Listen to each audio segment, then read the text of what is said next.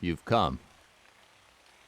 Yeah, I know, but you can hear my excitement even through the silence. We're pulling the logs and the boats. Everybody's getting one. You stepped into the room, there's no coming out. I'm kidding. You can always quit, but you can't come back. You've come. You've come. Hello, everyone. You've come today to a once-in-a-lifetime overview of our Lord David Goggins. You've come. It doesn't have to be the only one. But I thought that since I keep on hyping up the man himself. Yeah, David Poggins. Yeah, exactly. I bet that if you walked up to him and you said, "Oh my god, is it you, David Poggins?" And he's gonna be like, "Holy shit." He would be like, "Holy shit. That's a real fan." Who is David Goggins? He's an extremely inspirational man. Let's say that. When I was in the middle of trying to figure out what the fuck I was going to try to do this year, I came across this man's story. It touched me in my soul so deeply that it just flipped a light bulb in my head. And now I want to just follow his headspace, and I want to bring you guys along with that. We're not going to be doing any more of this soft shit. I know we've been a little bit easy on ourselves since the last year, and I know I personally wasn't. I didn't treat myself too kindly. I might let myself go a little bit. I don't think I've seen it touch grass the whole time last year, but this year, we're making a fucking difference. We're actually doing some real shit. I know we're not like the biggest channel or anything, but I know we're gonna be, like, what is it, bro? There's only gonna be a few of us. We're gonna be the hardest motherfuckers in this entire platform if we can. I am just saying that, come on now. Most other channels, most other spaces are not doing this shit. But we're about to. I got a vision for us. And I hope that maybe some of you guys will come along. Maybe if it's too difficult to try, I would hope that we could start thinking about it at the very least. And I know that I'll start throwing in my own receipts to show that, I am living that lifestyle. He is genuinely that great. 100%. I ended up doing that math to change myself back in 2017. Have you kept up? I hope you have. It's a really big deal. And coming from someone like me who's only been in the doom and gloom for like most of my life, who would look at the shit he's doing and be like, what the fuck is wrong with this guy? Why would I suffer? Kaya, hello. Why would I suffer the kind of shit that he's up to when life sucks already? It took a little bit, but it started to click. As soon as I started seeing the hard shit that I could choose to confront, things started opening up. I started to understand. There is a point to all of this. Let's go watch a video. But I encourage you to stay a little bit because I do have some things I wanted to show you guys in relation to that too. Yeah, let me go move myself over here.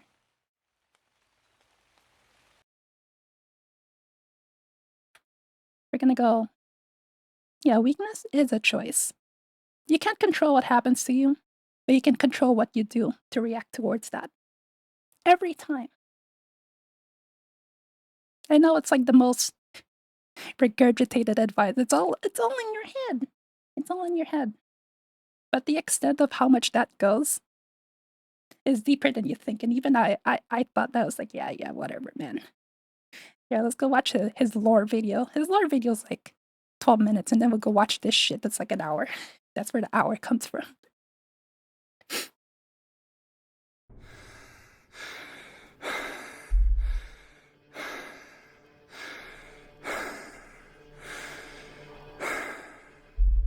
You are a guy that, for a lot of people, you sort of embody the idea of hardening your mind and figuring out a way to do things that most people think are impossible. You've sort of become that guy. How'd you become that guy? You know what? I grew up not that guy. They see me now as the guy that with his shirt off who can do 4,030 pull-ups in 7. Yeah, he looks normal as fuck because, believe it or not, a runner's body, it kind of ends up looking like this, but this is also the guy who broke the world record for pull-ups at like 4,030. 17 hours, you can run So building for endurance and then building for muscle are completely different things. 205 miles in 39 hours, who can do all this crazy shit. But what they don't understand is they don't understand the journey that it took me to get to this point.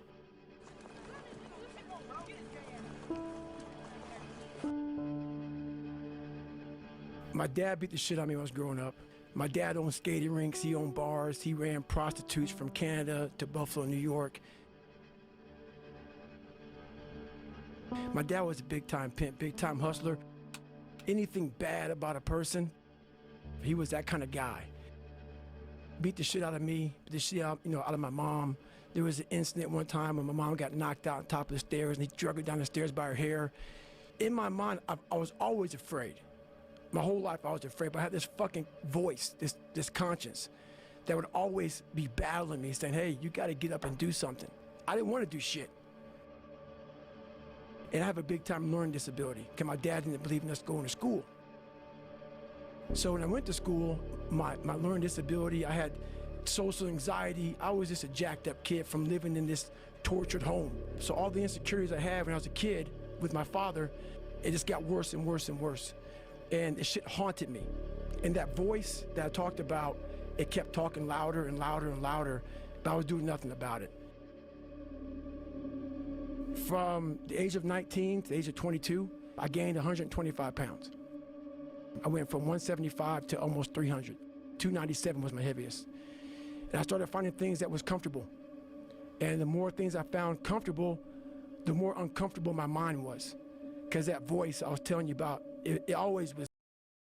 He actually ended up getting color, which is crazy. But yeah, it's just the lighting. But the thing is about this, you see people who go through such terrible circumstances like this, and something that I see sometimes is people coddling others who go through traumatic shit like this and be like, yeah, I see why you wouldn't let yourself go like that. It's okay. You don't have to worry about it anymore. It's like you can't really blame the guy too if he just wants to like be chill. But that's the kind of complacency that gets dangerous really quickly. And unfortunately, there are a lot of people who don't even go through even a fourth of the shit that he's gone through. And they still end up staying like this. I was just trying to avoid that conscience. I wanted to be left alone from that conscience, and it wouldn't leave me alone. What changed, I watched this Discovery Channel show, Class 224. Class 224. You get treated like the absolute lowest form on earth, and you really got to find it within yourself to say, I know I can do it. I know I can finish it. I know I can do anything they throw at me. That's where it builds character. You find out if you got it in yourself. I watched the show, and it made me reflect big time on the piece of shit that I am, and I'm exactly what people said I was going to be. I was watching these guys going through Hell Week. Hell Week, the most dreaded week of Bud's. It's the ultimate test of one's physical and mental motivation. A round-the-clock regimen of intensive physical training and harassment, with as little as 4 hours of sleep during the entire week. And these guys ringing the bell, quitting, dropping their helmet down, rolling out. A lot of guys just leaving. And it made me reflect on my fears, my insecurities. And I saw real men, what I thought were real men who were staying, who were overcoming adversity, who were overcoming all these different things that I had blamed so many fucking people in my life, my dad, my mom for not being there, my learning disability, my skin color. And so I sat there for a while, and I was like, no one's gonna fucking come to help me. No one's gonna fucking come to help me. It's fucking me against me, period. I had to man up, and I said, the first thing I gotta start doing is facing every fucking fear I have.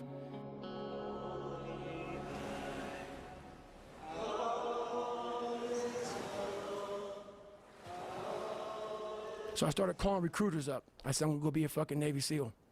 There's a weight and height limit to get in the military. And I was 6'1" and 297. And I called this guy named Steven Salgio, recruiter, up. And he said, hey, come on in. He saw me, put me through the weight standard, all this other stuff. And to get into the class I had to get into, I had to lose 106 pounds in less than 3 months. So I was like, fuck that, I can't do that. I grabbed my chocolate milkshake and went back to Ecolab, respray for cockroaches. I'm going back to work, man. This is my life. Okay, this shit right here. This is a big thing that like clicked for me personally. He saw that shit. He saw what he could be. And then when he was faced with the reality, he's like, fuck that shit. I'm going home. He wasn't always that guy. He was more like us. He's just like, no fucking way. Why would I do that shit? No. Even for people who are seriously trying to lose weight, that is such a tall order. Like, usually what is expected, the amount of weight to be losing, is maybe around like pushing it is like 10 pounds a month. Doing that in 3 months is ludicrous. No freaking way. Yeah, that's insane.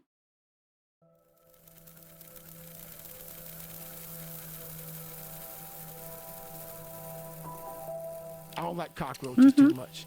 I hit the mother load of cockroaches. And I sat there and said, this is my life. This ain't gonna be it for me. So I quit my job, got back in my Ecolab truck, and I went home. So my first run, when I decided to lose the weight, I was, like I said, 297. I was about 32% body fat. My idea was to run 4 miles for my first run. I didn't know how bad it's gonna fucking hurt me. I used to run before I was fat, and I was like, fuck it, I can do this. I ran a 1/4 mile and walked home. I walked home and sat on my couch and cried.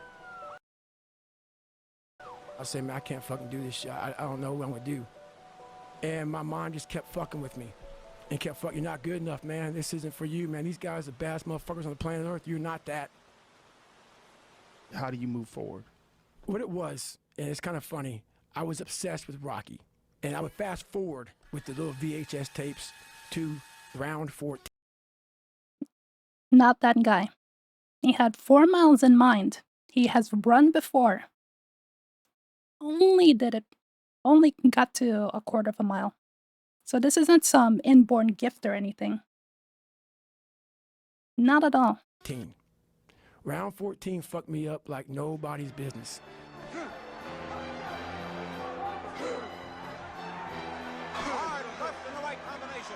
What is keeping him up, Bill? I don't know. When Apollo Creed beat the fucking shit out of Rocky, beat the shit out of him, he kept fighting. Get addicted to the pain. Convince yourself it's fun and that it's progress. I disagree. Yeah, he might talk about it, but he says that he's not a masochist. People have tried to put that label on him that he's a little masochistic, that he actually enjoys that shit. The entire time he does not. It's not about the pleasure of it. There's a different reason to why he moves towards pain, and it's not because it's fun. And that says a lot about how we approach things in life too. Fighting. He was a dumb fighter, couldn't read, couldn't write. That was me. I mean, if you can be a masochist, that's a big plus, I guess. But in this case, it's not his reason. Saying, stay the fuck down. Down, Yeah. down, stay down. Apollo dancing around with his arms in the air. Gavin, hey, And just in time for him getting up. Goggins. Him getting up. Welcome. Apollo Creed raised his arms up in the fucking air, turned around, thought he won the fight. He turns around and sees this guy getting up, and it was the face of Apollo Creed that changed my life. The face of Apollo Creed. It was like, just by that motherfucker getting up, not winning, just by him getting the fuck up, Rocky had taken his soul. Had literally taken his soul. His head goes down, he looks at him like, what the souls. fuck are you? I wanted to be that. I wanted to be the guy that people looked at. I don't care if you liked me or didn't like, I don't care. But it said, this motherfucker is gonna keep coming after whatever the fuck is in front of him. I wanted that. I wanted that. I wanted that worse than anything in the world. I kept picturing me falling down and getting up. I wanted to feel something besides defeat. I wanted to just go the distance. I say what if a lot. It sounds corny and it sounds weak, but it's true. What story would it be if my fucking fat, dumb, insecure ass can overcome this shit? What if I can be a SEAL, man? How would that feel? To go from this fat, insecure motherfucker to one of the best guys on the planet Earth, this journey is gonna take something that is gonna be incomprehensible to most people. So I would sit on my couch saying, who at 297, who can't fucking swim that great, who's scared of the fucking water, would have the fucking balls? Who had the balls to fucking man up, quit a job, and to put everything on himself? So it's how I started talking to myself and putting myself in a whole different category, and that would fuel me the next day, and I just kept using that as fuel and fuel. No one would do this shit. No one would do this shit. You're the baddest motherfucker around. You're the baddest motherfucker ever lived. I just kept fueling me with the right kind of message that I needed to hear that I was never telling myself.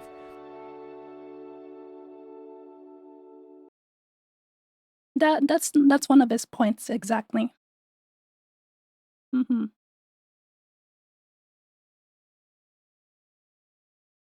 Like, why would you even bother with this? At the very minimum, while you are here on this earth, would you rather be living like this motherfucker? Or would you rather be this motherfucker? My thought is that you owe it to yourself that while you're here, that you live the best life that you can. Objectively, your life will be better. While you're here, you need to make the most out of it. And for me, it hit me that I needed to take responsibility for that. So if there's no reason at all, at the very least, your life will be less painful if you take care of yourself. At the very least. I just kept using that as fuel and fuel. No one would do this shit. No Of one would do this course. shit. You're the baddest motherfucker around. You're the baddest motherfucker ever lived. I just kept fueling me with the right kind of message that I needed to hear that I was never telling myself.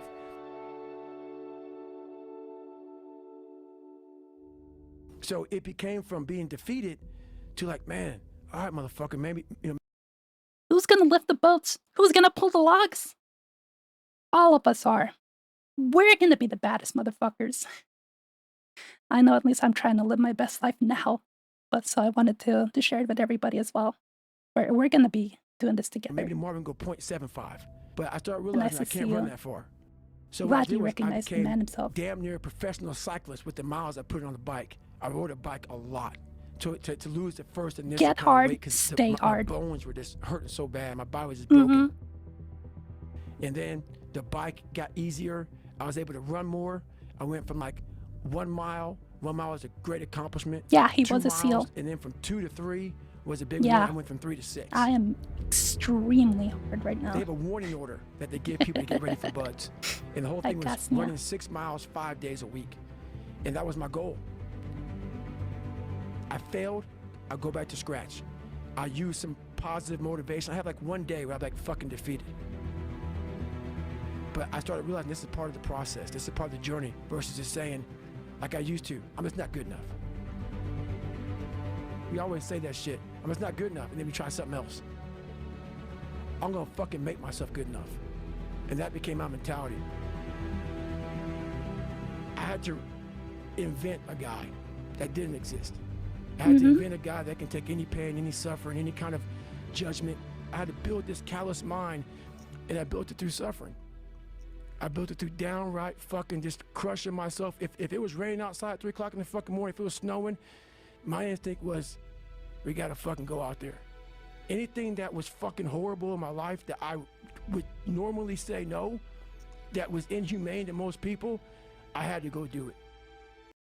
Yeah, and we're gonna. I'm also happy to support anybody as much as I can. Whoever wants to try to join this journey along with me. I know Flam is on this shit, has been on this shit, for example. I'm going to make a new channel in the Discord just for self-improvement, just so we can talk about it, post some progress. You know, things like that. Keep it as a reminder that we are still doing this thing, and that in spirit that we are here together for it. I also wonder how well different the other military branches are. If the Army, the Marines, the Air Force are about the same or harder than the SEALs. And I lost the weight.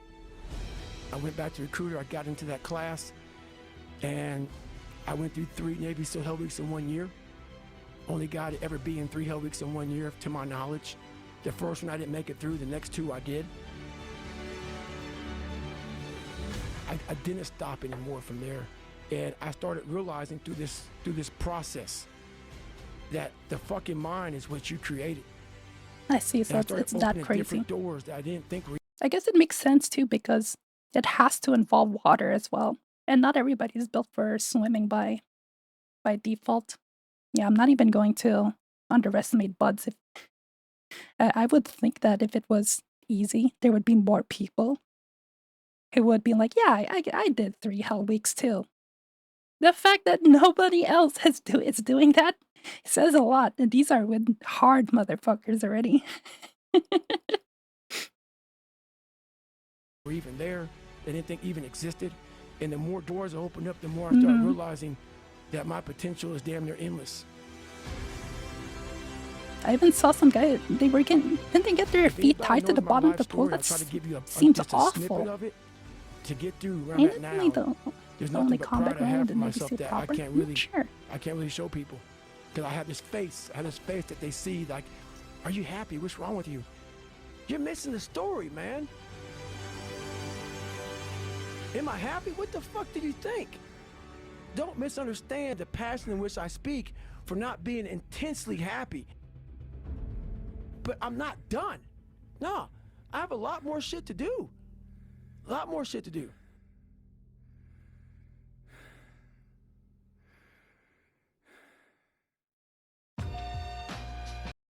And the other thing that I have to admire about Goggins too is that he wasn't setting out doing this so that he could be that guy specifically. A lot of it was something that he had to go on, he had to endure on his own. And probably the only person who would support him in his life was his mom. He was just out here for himself, to try to master himself. That shit that came after was just him reaching the next peak. A lot of people think that I'm just some fucking warrior, some guy that does push-ups and sit-ups and runs. They got it so wrong. That's David Goggins, retired Navy SEAL, ultra-endurance athlete, and New York Times best-selling author of Can't Hurt Me and his latest book, Never Finished, Unshackle Your Mind and Win the War Within. Single-mindedness. And They not got it like, so wrong, man. Like, most of my true ability comes from the discipline of mind.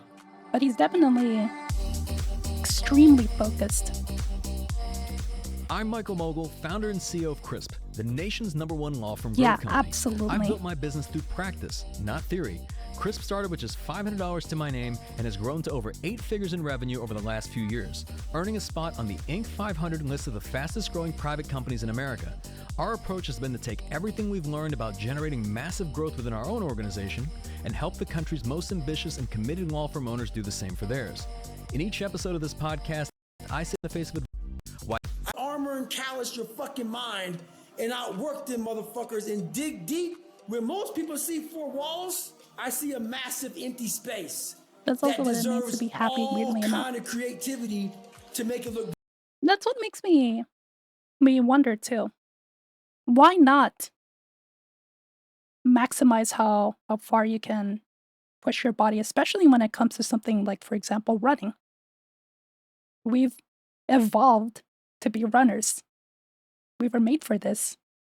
I don't see why we shouldn't give ourselves the best shot to further our own physical health at the very minimum.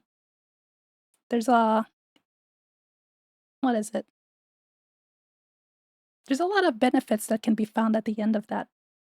That's been well studied by keeping your cardio health that high. And there's a very good chance that you might find some joy in it too. If there are things to try, why not try that? The only things I run from are my problems. It's okay. So did Goggins, but he turned that right the fuck around. Well along the mind until its arrow that you can shoot through to pierce through your deity. I mean, I've met 30-year-olds that run religiously and needed hip replacements. Gotta be careful, wear good shoes and such. Now imagine if they hadn't. Where the hell would they be if they hadn't been doing the work that? Beautiful. That's coming up on the Game Changing Attorney podcast. Yeah, we're cycling. David, welcome to the podcast. Hey, man, thanks for having me on, bro. Appreciate it. I already know right up front that this is probably going to be one of our most popular podcasts. And it's interesting because I'm sure you've noticed this at this point, but there's like this allure that you have where it's with anything, any type of keynote from David Goggins, any type of video from David, podcast. What do you think it is? What do you think it is that attracts people to your content? I think it's my take it or leave it kind of mentality, where I don't really think about your feelings. I don't really care about what you think or what you think. Got it. I would go swimming if I could. I can actually like flip pretty well. But running is something that's no excuses. You can do that shit. Well, like most people can just do that shit. Just go outside. Think about me, or if you're soft, if you're weak, if you're hard, if you're an alpha, if whatever the hell you are. I just don't really care. And I'm going to say what I believe is going to get you better. It may make you pissed off at me in the interim, but in the long. And he didn't say it in the last video. Like Flem is saying, start something. It doesn't matter. Anything really. It's a way to add some consistency in your life, that you know that this is one thing that you have control over, something that you are building for yourself, and will pay off in some way. Even David Goggins admits that he wasn't a guy who even really liked running. One of his videos, he said that when he was in the SEALs, he wanted to be the kind of guy who was jacked and swole. He just wanted to do strength training. Running was not at the top of his mind. But he went for it because it was the thing that he knows would top in his own mind. Long term, if you really think about what I'm saying things to you that I had to listen to and tell myself, and it's just sometimes hard. Even it's the same with me too. I freaking hate running. I hate it so much. It hurts and it takes so much time. But it's because I don't like it. It's also why I have to go for it. Truth sucks. I mean, I even saw even recently, I think this was like over the weekend or sometime last week, I think it was somebody impersonating you, right, on LinkedIn, and you put out this video. And even this video, I'm like sharing it with people I know. I'm like, look at how pissed off David is about this guy. But more importantly, by the end of this video, I started to feel sorry for the guy that was impersonating you because of what he has coming. Yeah, man, that poor fellow. I mean, I actually feel bad for him too, man, because I just don't put up that kind of shit. When I became whoever I am now, people always say, you know what? With success, you're going to have these issues. And I just don't buy into all that shit.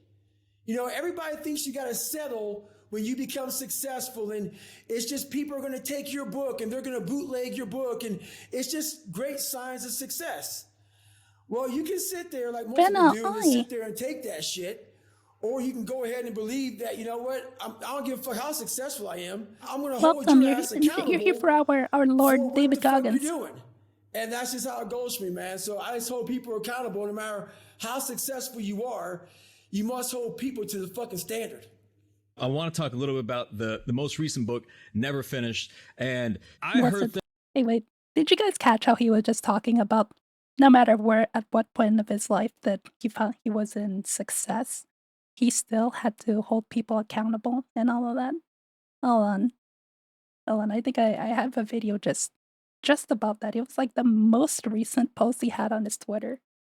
He lives this shit. He gives a shit about the people that have been in his life.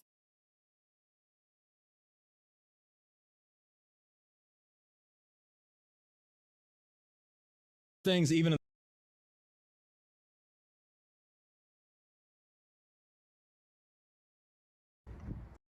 If you care about them, don't give them a pass. All right, this is my best friend right here for 41 years. He knows all about me, I know all about him. The good, the bad, and the ugly. But I'd rather motherfucker hate me and get better than like me and stay the same. So I gave my boy a pass. He's been in shape his entire fucking life. Last 4 or 5 years, I've been seeing him slowly get out of shape. He gained about 35 fucking pounds. He's always been fit. So I gave him a pass. Why? My best friend. I don't want to have that uncomfortable conversation about this motherfucker getting fat, losing what he got and shit. So basically, 41 years, like keeping contacts for that long is an achievement in itself. I would say that's pretty damn amazing. about 7 months ago, he came down to my house and I said, hey man, you know, what the fuck's up, bro? He's like, what do you mean? I'm like, hey man, you gained a lot of weight. What's going on? I touched a nerve in him. Long story short, man, he came back 7 months later, lost 35 fucking pounds, looking all grizzled and shit. He probably can't flex right now because he's got his ass worked out in the gym, but boy, he's hard again. Let's get him, Johnny. Let's get him. Let's get My boy's back. So nice of Goggins to make his homie get hard again. Tell them what they need to fucking know. And if they don't respond that way, they don't want to be better. Obviously, this motherfucker wanted it and he got it. Imagine having Goggins in your life like that. He'd just be like, yo, what the fuck? Are you good? I would, but still. And also their height difference is kind of funny. And they needed to work the camera a little bit there. in the process of writing my second book, everyone would tell me, I almost thought it was going to be a bad ending. He'd be like, yeah, he's got work to do. I'm so glad it already had a good ending. that the first one's always better, the second one's not as good. And with a book like Can't Hurt Me, that was probably one of the greatest books of all time. Even with that in the back of your mind, thinking, how do you top the second one? Now, personally, I believe you topped it. The second book is better than the first. The first one's phenomenal. But why even write a second book? Well, the thing about it is, like, Can't Hurt Me was, I call it your bachelor's degree. It was the very basic nuts and bolts about how to get the fuck up and stop feeling sorry for yourself. And the funny thing about it is that most people who hear me, they hear me cuss all the time. They hear me cuss, they hear me going off, carry the boats, carry the logs, all this shit. Carry They hear the all this boats, carry the logs. hoopla. But they don't understand, man. There's a very, very, very philosophical side of David Goggins. And that's the side that book right there, Never Finished, gives them, is that that's the real me. Like what they see me in a 1 minute video when I'm fucking hyped up. And the whole idea about that 1 minute video is that I'm trying to get you the fuck off the couch. And I don't have 10 to 20 minutes to give you some great philosophy about why we need to get off the couch. I just need to spark your ass off that fucking couch. But when I write these books, I'm able to go deeper. I'm able to grab your attention, hold it, make you sit there and simmer on some of these thoughts. So my whole life is not some big hoopla pep rally. My whole life is about going into the dungeon and going into that fucking area where I can go through all this shit and become a philosopher. I really am a philosopher, man. A philosopher about the mind, about how far we can go. And the first book didn't do that. And I did it on purpose because no one knew who the fuck David Goggins was. So I'm not going to give you Never Finished first because I haven't really gone out here and told you who David Goggins is. So now they knew who I was, and now I can bring it to the next level. And what's funny about that, my friend, the third book that no one's even heard about, As long as you're that's like his almost friend done, who can't even move, it puts that book to because shame. he's just sore. Right know? out of the gate, you never finished. You talk about the fact this is After not Goggins a was self-help done with book. him? You said it's really kind of a boot camp for your brain, and you talk about the difference between hope and belief. How do you differentiate the two? So basically, as you know from the book, hope is bullshit. When I was going through SEAL training, a lot of people hoped that they would pull us from that cold water. All right, now let's listen to this part over here. I think this is a point that I've been getting twisted for a really long time, and that's having hope. You know, necessarily needing to have some kind of like light at the end of the tunnel that you can see. Man, hope ain't gonna get you shit because it's not in your hands. Hope is not in your hands. You can't control hope, man. You can't. It's just hopefully this thing happens. But when you get belief, when you start to create belief, and belief isn't like an after school special. Most people think, oh man, like your mom and dad, you need to believe in yourself. Sesame Street, when I was growing up and shit, you need to believe in yourself. That's not the belief I'm fucking talking about. It means a lot when even he's saying that believe in yourself is some stupid shit. And the thing about hope too is that life has a really good way of snuffing that hope out, taking that right in front of your eyes and leaving your ass in the dark. It happens all the time. I have like no expectations at this point because whenever I think life is gonna go one way, one year, it never fucking does. For better or for worse. It's gone both ways every single time. It's the belief that you harness through hard work and dedication. And it's something that you know what you are capable of because you've gone there several times in those dark times. So my belief, why I kept on going back to Navy SEAL training and going back to all these different things, not because I hoped training would get easier. It's because I believed I could fucking make it. Through the training I put myself through, I just wasn't doing and executing as I should. And I knew that. It was all on me. So then when I put that belief into work and that hard work came to fruition, everything happened for me. Yep. So to just like paraphrase what he's saying, his belief in himself comes from shit that he has overcome by himself in the past as a reminder that I've done this shit before, which means I can handle this shit now. And a lot of us might wonder, it's like, well, we haven't run fucking ultra marathons in our life or made it through 3 hell weeks yet. So I thought about that. And, oh, thank you, Yui. What I realize is that a lot of us already have a treasure trove of those things that we can look back and be like, yeah, I made it through this shit. I can make it through the next.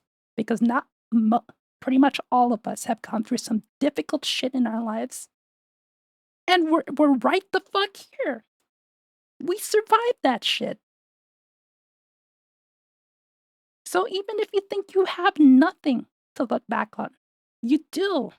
You just have to start seeing it as that you have survived this life up to this point, and you can do more with it.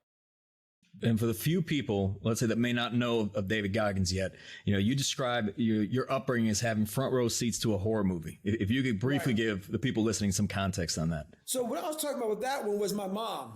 And Can't Hurt Me, my mom was like, you're not going to put some of my life in this. But over a period of time, I'm like, Mom, this just wasn't your fucking life. I was a young kid watching you go through this shit. I was living it with you. And I didn't have the brain to absorb the adult life that you put my childlike brain in. So I lived it even more than you lived it. So I had to get my mom to a point where she even let me go here. So what I mean by that is I watched my mom and I was able to put all of my horror to the side Because when you're watching your mom go through horrific things, and I was never sheltered, it wasn't like my mom kept me from like my soon-to-be stepdad got murdered. It wasn't like she said, oh, we got to keep this from David. People tried to kill him several times before they finally killed him. And we continued going to this man's house. They tried to kill him in the garage that they finally shot him and killed him in. We were still going to the house where this man, they attempted to kill him, and we were going there almost every weekend. My mom just didn't give a fuck, and watching her get beat by my father, and then slowly watching her evolve into this woman who marries a guy that literally choked a woman to death and was in prison. And I'm watching all this shit unfold, and it was like watching a horror flick, and I was front row. Shit, I was part of the fucking director's crew. I mean, that's how close I was to the whole thing, man. It was crazy.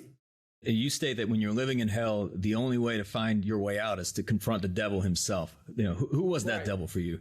It took several years for me to figure out who the devil was. And the devil was my father.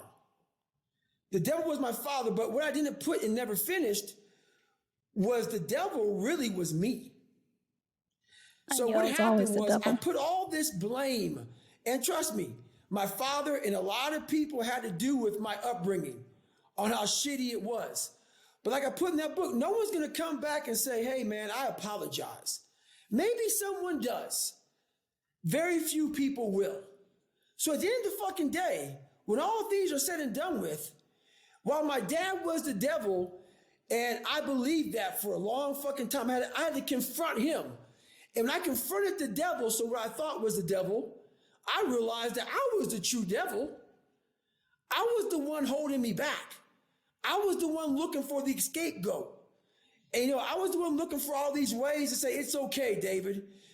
Why was his hands pointing at me when he said scapegoat? You're a loser. You're a born loser, so it's okay. And I was hoping my dad was going to give me that confirmation. And he was a loser himself. But at the end of the day, when I left there, I realized, well, shit, man, it's on me. My dad's fucked up. My mom's fucked up. The people around me are fucked up. They're not going to save you. You got to fucking save yourself, my friend. So that's when all that reality hit me when I went to Buffalo to see my dad and on that drive home.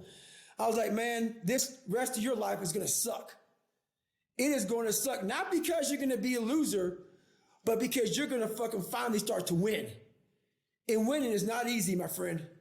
It's interesting how, going into Never Finished, you think about how did David Goggins develop this work ethic and enter Sergeant Jack, right? Because if there was no Sergeant Jack, there may be no David Goggins.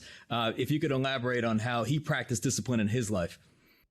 Yeah, so Sergeant Jack, was my grandfather. He did 37 years in the military, and it wasn't like he just did 37 years in the military, man. This man retired from the military, and he pretty much made his own military. When he retired, that's when he became really hardcore, and he wore his uniform every day. When he retired, he wore that uniform every day. And I didn't know anything. I was some young kid that was tortured from my family, from my father. And I come in, when my mom left my father, we moved to Brazil, Indiana. My mom drives up, and I'm thinking I'm going to get some pity party from my grandparents. And Sergeant Jack looked at me, man, like I was a brand new recruit coming off the bus, man. He didn't give a fuck about what my dad did to me. He pretty much, without saying it, was like, look, young man, there's a lot of kids out there who live like you do, who have gone through what you've gone through. Maybe not as bad, but you're not the only one. And my grass needs to be cut. My cars need to be cleaned. The yard needs to be raked. He taught me a lot of lessons within the lesson of no one really gives a fuck. You have to continue to fucking live your life, or you can choose to be doomed and become a statistic. An incredible point that he made there. No matter what you're going through right now, the world is going to keep on spinning, and it often isn't going to be fair. It never is. He was not going to get justice. He was not going to get any pity for the life he was living. And it's like, you have a choice to pick which kind of hell you want to go through. You can go through the hell week, or you can just live your life. the way it is now, which is its own special hell that almost everybody else is choosing to live. Like a lot of young people who fall back on their childhood when their childhood wasn't good. He never said any of this, though. It was through his actions, by not feeling sorry for me, by how he worked me like a dog, that it came to me that this is what life is. Life is a training ground. And like going through Buds and Ranger School, very few people make it through. While you may live a long life, it doesn't mean you fucking graduated at the top of the class. You just lived a long, boring, despicable life. And that's not what I wanted to do. So Sergeant Jack started me out young, and I had to learn these lessons on my own through the discipline of hard work and cutting the grass and raking the leaves and doing all these things before school and after school. And he just built a mindset in me that I was like, okay, one day I can fall back on this. But I realized that Sergeant Jack taught me something that I'm going to have to go back to for the rest of my life. And it seems like there's like a correlation between someone's level of discipline and the standards they set for themselves. There's a quote in the book when you say that when a half-assed job doesn't bother you, it speaks volumes about the kind of person you are. And until you start feeling a sense of pride and self-respect in the work you do, no matter how small or overlooked these jobs might be, you will continue to half-ass your life. Is that like Sergeant Jack inspired? No, that was really me inspired. So like I said, Sergeant Jack just worked me to death. And the lessons, it wasn't like Mr. Miyagi. Like I said, he was my Mr. Miyagi, but it wasn't like one day I got pissed off, wax on, wax off. It wasn't like that shit. As I was doing this stuff, I started having different feelings. Like I would always like half-ass my work. And Sergeant Jack would always say, you know what, you're going to get it. You're going to do it until it's done right. So I got tired of continuously trying to get this white wall, this tiny little white wall on this black tire completely done. And then when I started realizing I'm wasting my time, just fucking get it done, or I'm going to be out here in this fucking garage all day and night into the next day and night. And I said, you know what? Then when I started doing it the right time, first time, every time, Sergeant Jack never gave me like, hey, good job. He never said that. But I started knowing that I was doing good work. Because I wasn't doing it 20 times. I was doing it once. And then I started being like, my God, this feels fucking good. Truly, lazy people already understand this. Yeah. I think one sentence that somebody told me that was like this was, do it nice or do it twice. And after I had to do it twice, yeah, it hit. I understand. So don't half-ass your shit. But it also reveals a really big truth too. A lot of this journey is not going to have people waiting for you at the finish line or congratulating you for making it past the next milestone. And it's the harsh truth to have to resolve that.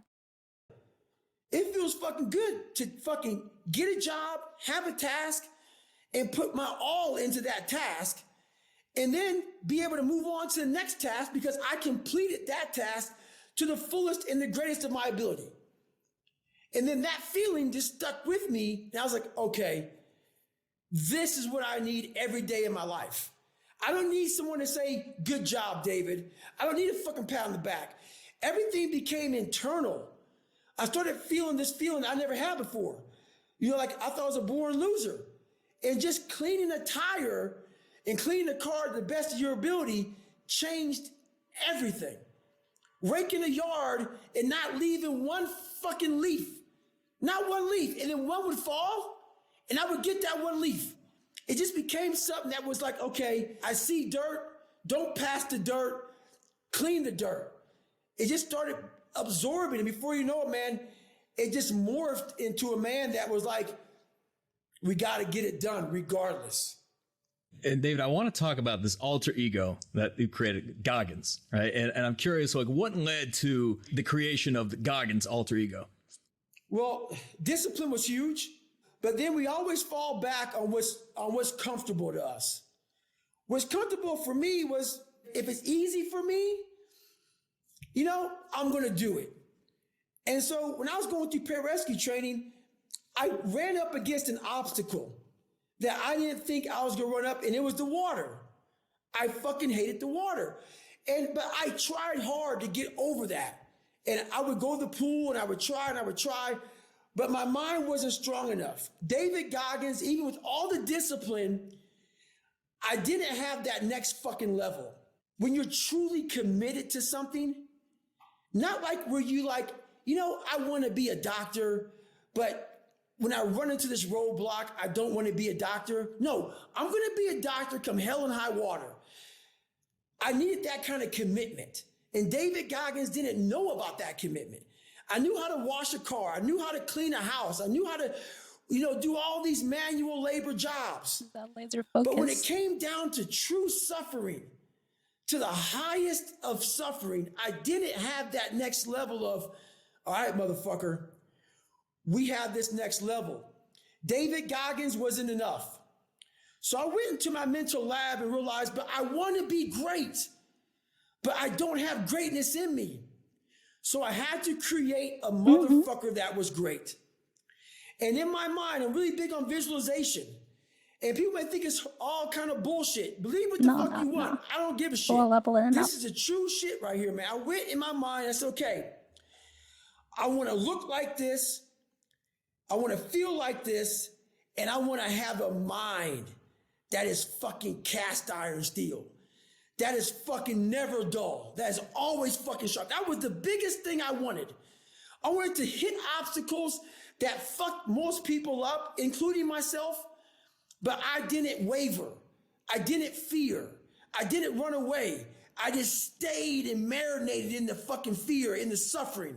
And through that, building Goggins, I will become Goggins when necessary. And I started to do these things on my own. I had my own training ground. I built a training ground. I wasn't Navy SEALs. If you go to Navy SEAL training, Has he gone skydiving? I mean, he was talking about like pararescue, so I would think that's probably part of it. I mean, you have to be in an altitude. You'd probably have to go into the water from there. Yeah, I would think that he definitely did. Probably more than that. And also, I don't think that he's literally going schizophrenic out here, or that he's just visualizing an ideal of himself and just moving towards that singular goal. Like, this is the kind of person I want to be. I have to be this Goggins. not prepared, you're going to quit. So I built this training ground on my own. And I started doing these horrific things that David Goggins couldn't handle. But Goggins started slowly coming up. I started putting that visualization of the guy I wanted to create. And in that water, when things got hard, when I was training on my own, Goggins would appear. Goggins would appear. When David Goggins would come up, Goggins would smack him the fuck down and say, no, motherfucker, we're going to drag you through this. And that's kind of how it happened. Over a period of time, this man evolved. Goggins became the guy that can withstand all kind of torture and pain and keep coming after you. And that's where that next step with evolution became. And speaking of Goggins appearing when you need him, in the book you talk about the Moab 240, this 240-mile race in Utah. You talk about this elevation gain of over 31,000 feet. The dissociative personality. Could be. I mean, he was finding his way to cope around extreme stresses like that, and I think this was his way, is by having a vision that would keep his mind focused even during those hard times. You're 200 miles or so into the race, and I believe this was in 2020, but there was a time where I think you describe it, you went in porta potty or something, David went in, Goggins came out. If you could speak to that. Yeah, man. So, like I said, nothing's permanent. Nothing's permanent. That's why. But even if it was, you gotta consider this part as well. That he was going through this extremely hard shit. Probably literally. But in some fucked way, he managed to make his mind convince his body to keep going anyways. You don't have to be schizophrenic to go that far. It's well within your capabilities to make it happen. It's literally possible, is all you have to remember. I'm always big on, you have to keep what you want to be in the front of your mind, because you're going to always lose it within the suffering. And suffering, people always hear me say suffering, it's not just physical, man. There's so many forms of suffering out here, it's not even funny. And most of them are not physical. Most of them are psychological. So I'm going through this race. I get to mile 200 of my second Moab, and I'm doing well, but I'm in extreme pain, man. My fucking ass is raw.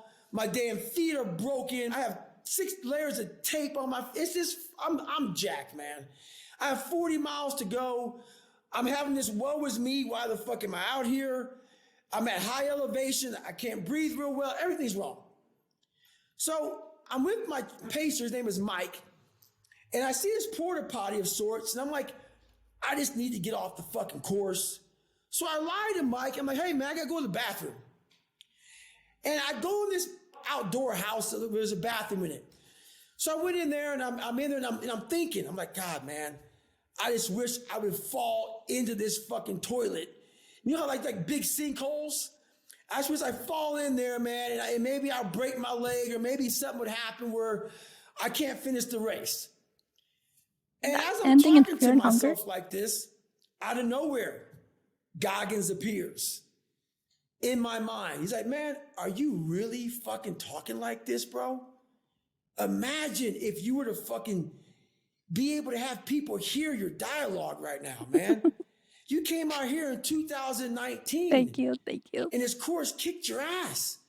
And all you wanted to do was come back here. You trained on fucked up knees. You have as many minds as you use segmented into, opening one like a drawer, picking and choosing the mind that's needed. And I mean, if that's a power that's available to you, why not take advantage of it anyways? If it means you can do some superhuman shit at the same time. You put so many miles in. You visualized all. Man, we might have that second or third mind without even consciously realizing it. The kind of shit that keeps you down, the one that keeps you in doubt from even trying to overcome yourself. It's always been there in some form. All this. You've run this course 1,000,000 times. And now you're in a fucking porta potty like a little fucking bitch, whining and crying to yourself, lying to your pacer that you got a shit. So basically, what happened was Goggins got a hold of me and knifed David Goggins and stuck him in that porta potty, and Goggins came out. And when Goggins came out with 40 miles to go of a 240-mile run, it was the most epic ending of any race I can remember. That last 40 miles was something that I can't even describe. But what I will tell you is, once again, it shows you what the determined mind can do. There's no. Everyone keep in mind, this is simply him explaining how he exceeded what he truly perceived as his limitations. This may or may not work for you, but the important thing is that you find something that can push you that hard. I mean, to make a comparison in offices, you have an office meeting mindset, or you have an accounting one, a parent one, etc. You appropriate who you are to the situation. Exactly. So he was just reasoning with the right kind of mentality that fit this situation of his. And the thing about limitations, too, is that our brain, unfortunately, has this debilitating thing where it tries to stop us far sooner than we are truly capable of. I mean, it makes sense. But he mentioned something like, I don't know if he talks about it here, but like the 40%. And by the time you first feel like you truly want to quit, or you feel like you truly want to give up, that's only the beginning. You're not even half your potential at that point. Not even half. And this is coming from a guy who was just like us, realizing that there is so much more we can push ourselves to be able to do. If we have awareness of what our brain is trying to say to us. David Goggins. Physiological There's the two just halves. David Yeah. fucking Goggins. And that's what people don't get, man. David Goggins just changed his fucking mindset in that porta potty. My feet still hurt. My back was still aching. The pack was still heavy. Everything was the same. The only thing that changed was how I approached the situation. I no longer wanted to be a victim of that race, a victim in my mind. I wanted to dominate when most people would refuse to dominate. I wanted to dominate under the most harsh environment. And this is also a really big theme in, from what I'm observing in David Goggins' life, is that he let life happen to him for the better part of it. And a lot of this was taking that shit into his hands and succeeding And in that's it. what happened. Yep, And that's your what happened. pacer, Mike, I mean, you describe him as a fellow savage. What was his response to this when he saw you come out? Well, you know, he was used to me for about a period of an hour and a half, 2 hours, just being like a little punk. I would walk, I would run, I would kind of lean over. When I came out, he didn't know the David Goggins thing. I hadn't talked to him about that there's another person that lies deep within inside me. So when I started running, he couldn't believe that I started dropping my pacer. Think about this. I'm 200 miles in. No sleep breaks, fucked up ankle, and he knows I'm jacked up. And this guy who has run, I think about 60, 70 miles with me at the time, he knows I'm 200 miles into this. When you start dropping a guy, and he knows he's a savage, he's run several ultra races, he knows how broke a man is at 200 miles. I'm throwing down 7-minute miles, man, and I'm leaving him. I know what he's thinking about because I know he's a savage. And I know what I'm trying to do to Mike. I'm using Mike as the ultimate ammunition because two savages. And 200 miles, by the way, it starts reaching that amount where people aren't able to comprehend, like with money. Like at a certain point, it's like $1 billion. It's like, what the fuck is that? What is 200 miles? I haven't even driven that far in general. And this guy's on foot the entire time in the heat. And one savage knows that the other savage has gone 200 miles. I'm fucking with this guy now. I'm using him as fuel. I'm using his anger, his hate. He's mad at me now. He's mad at himself. I'm using it. This is my boy, but I'm using him. I'm dragging that shit. I want him to be mad at me so he can bring the best out of me. And that's what happens. He's mad. So we get down to the end of this fucking hill, big descent down, and he's like, he gets on the phone. He calls his wife. He calls my fucking girl, Jennifer. He's losing his shit. Like, what the fuck? He's like, this guy just fucking dropped. When they're saying they'll sleep for this 200 miles, it's literally taken days. Yeah, actually days too. That's a really long time. And he's running at 7 miles. I mean, 7-minute miles. For reference, that's really fast. That's almost like, that's reaching into the territory of just below like sprinting. That's how fast that shit is. I would have thought it would have been like jogging. No, he's speeding through this. And it's amazing that the body can adapt to be able to handle that kind of stress at all. I don't see why any of us can't do 10% of that. Why we can't train up to do a marathon if we really wanted to. Why the fuck not?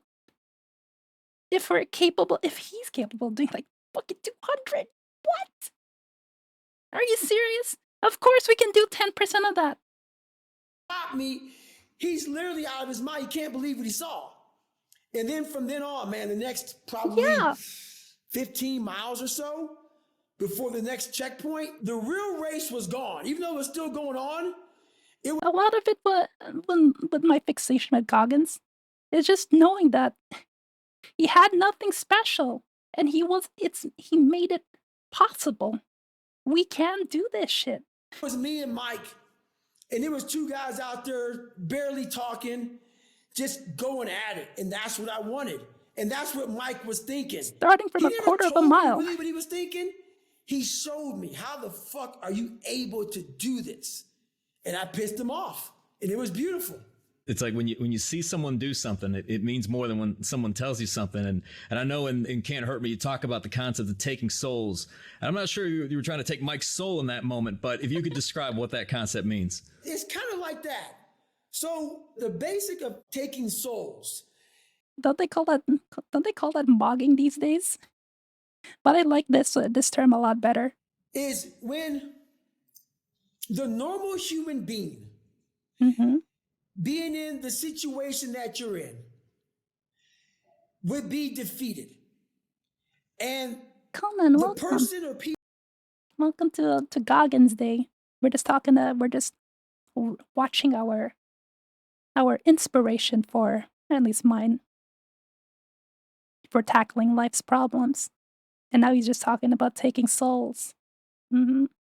people with you know that in that situation, a normal human being would be defeated in that situation. And you rise above the normal human being.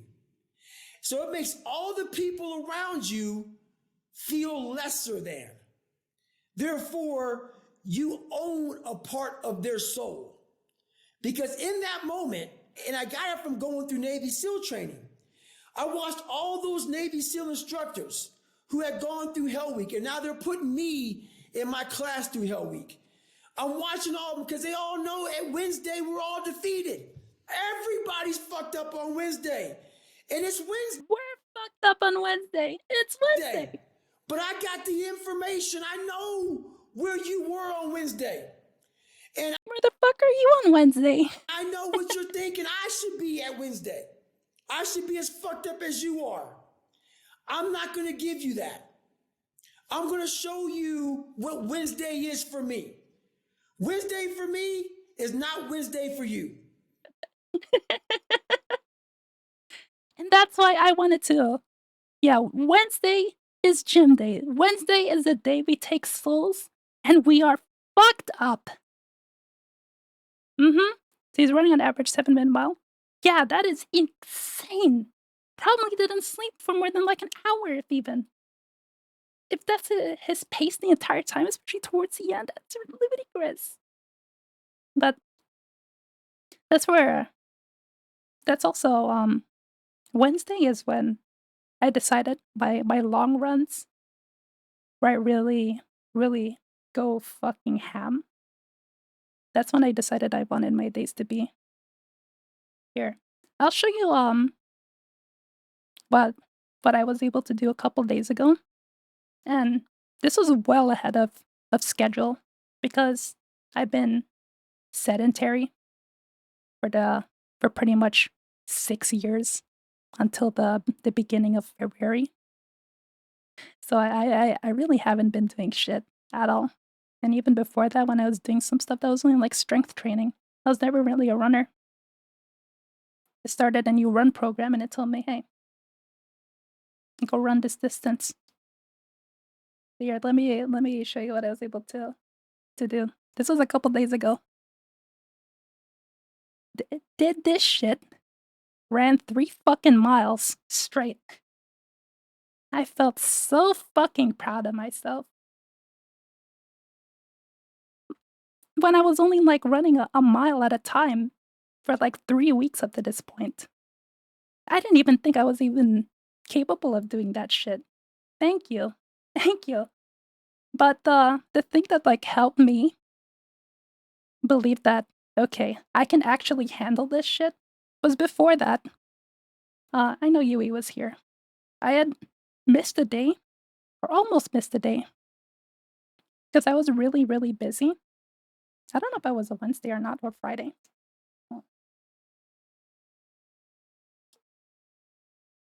But I said I was going to go run after I finished stream.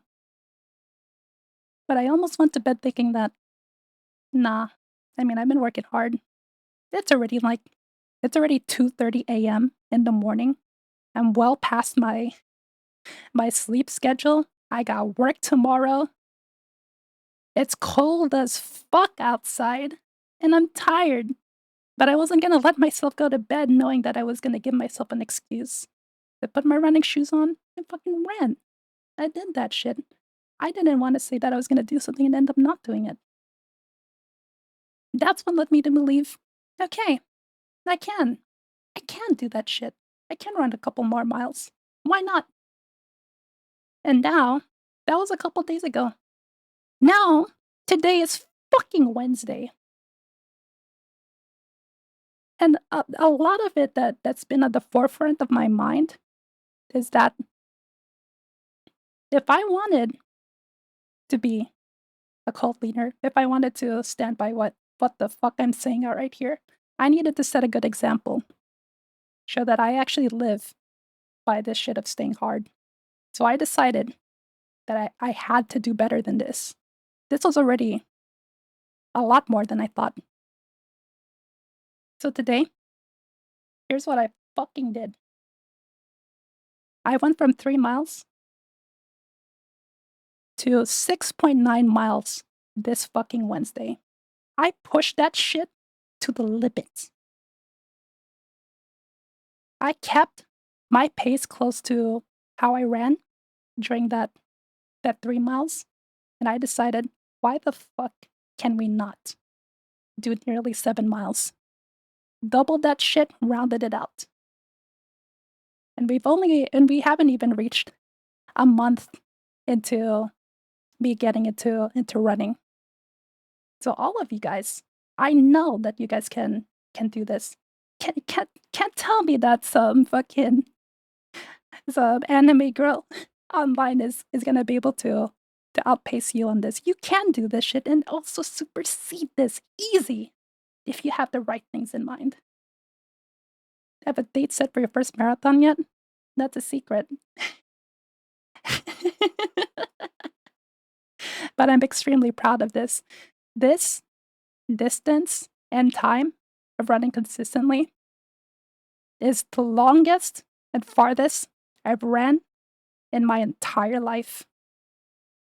I've never gone this far for as long, for as consistent. And I know there's more that we can do. Even right now, I feel like I can still go for another couple miles. I mean that. And all this has done for me is given me another example of the shit that I'm capable of. So I encourage you guys to give it a try too. I'm there with you if you want to join. But yeah, that's enough of me flexing. And so And I had Goggins in my earphones the entire time. I had like an hour and a half video of him just like talking in my ear. It's really good feel. when I did that, I saw the Yeah, only instructors' getting faces started. when I was We gotta do that like I think maybe like 3 more times, and then we'll count that as a marathon. strong as fuck. Yeah. I was at hour 80, 90 of Hell Week. I was like at Yeah, speaking of wrestling, I kind of miss combat sports a little bit. I did like Muay Thai for like half a year. Fucking learned a lot from that one, and it was so fun. But it costs so much to stay in a club like that. Mm, you can meet some like really cool and like-minded people in these kinds of places. It's not a meme. at minute 1. It was like Hell Week had just started. So why you take someone's soul because they don't know how you're able to do this at that state of mind, that state of being, and that kind of cold and misery, but you find more when no one else can. Back A in smart football, human being will that's what makes it even more worthwhile. Is that when you don't have that structure behind you, that's more or less forcing you to keep up with consistency when you're only driven by the vision that you have for yourself in your mind. I think that's a lot more.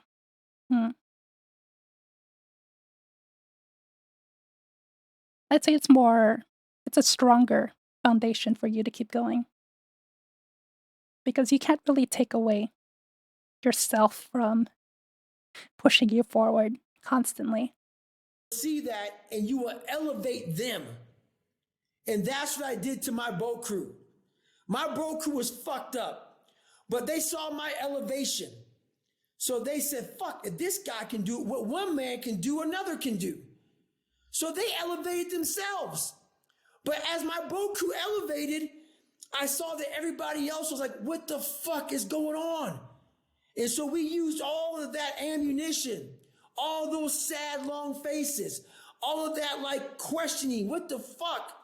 And we used it for even more ammunition. So taking souls is when you put yourself in an environment that most people won't succeed in, and you thrive in that environment. Now, it's interesting because I think one person could see all this and see you in action and feel Oh yeah, speaking of taking souls, I'm gonna laugh if we ever get a day that somebody comes in here and tells me to touch grass. inspired. And then there's a whole other set of people that kind of have the opposite effect in the sense that, you know, in the book you talk about Might be true sometimes for people like feel uncomfortable around you 99.9% because they of feel VTubers. judged, which is not true. You're We not got the judging them, but fucking really they're receipts, judging my guy. themselves. I'll tell you the truth, man. I was a fucked up person. I had a lot of problems. But I'm going to give Let's see what the fuck you can do. credit where credit's due. When you work as hard as I do, and people don't want to believe it, but they know it's true. They know it's true. It's how I talk. It's how I look. It's a look in a person's eye. You know this motherfucker ain't bullshitting you. So you can think I'm lying all you want, but in the back of your mind, you fucking know this guy's the real deal. So when I get around you, Oh yeah, and what he's saying right here is when you know a motherfucker is like for real.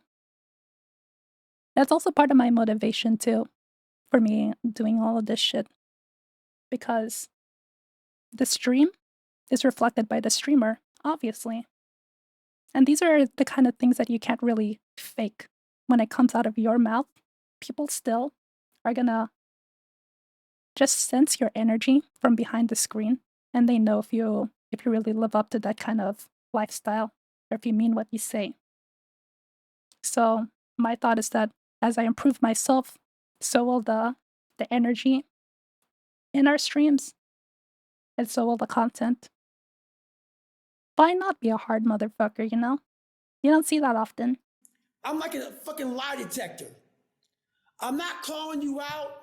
I'm not saying a word, but the second you start to get close to me, like those metal detectors, you get that metal detector on the beach, you find that watch in the sand. That's what I am with people, man. They get around me and they know what they're not doing. They know how hard they're not trying, and I bring out the worst in them because they know that, God, man, they start to judge themselves without me even saying a word. They start to go through their own Totally resume of different, life Nikos. and start realizing I'm not doing enough. I haven't done enough. And what that does in turn is it makes them very angry at me or whoever is working hard. Never forget the fact that I had the tag girl failure for like the first like 2 or 3 months of me streaming. God, what a fucking switch, huh?